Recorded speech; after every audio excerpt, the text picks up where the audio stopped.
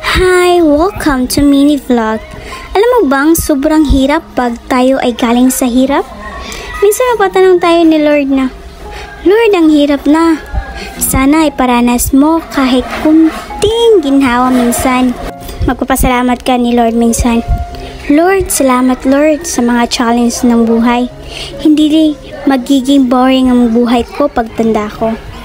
Kaya minsan, gala muna tayo kahit minsan, kahit walang pera. Saging at kamote lang ang baon nyo, okay na yun.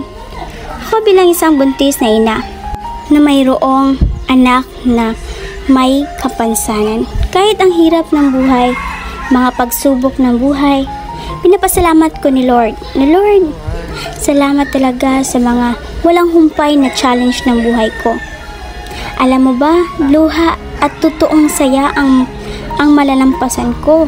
Kahit hindi makakalakad, magpakapagsalita, dinadala ko ang anak ko sa mga lugar kung saan kami gumagala. Hindi ko siya iiwanan kasi tao din siya na gustong makaranas ng buhay natin bilang isang normal na tao.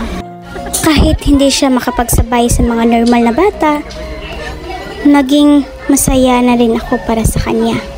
Kahit saan kami gumagala, kahit saan kami pupunta, nandun siya, hindi ko siya iniiwanan sa bahay mag-isa. Siya ay 5 taong gulang na.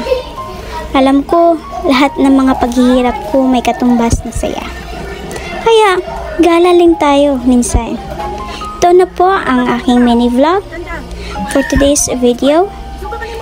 At magpapaalam na po ako sa inyo. Naging masaya ang buhay, maging isang tao. Bye-bye!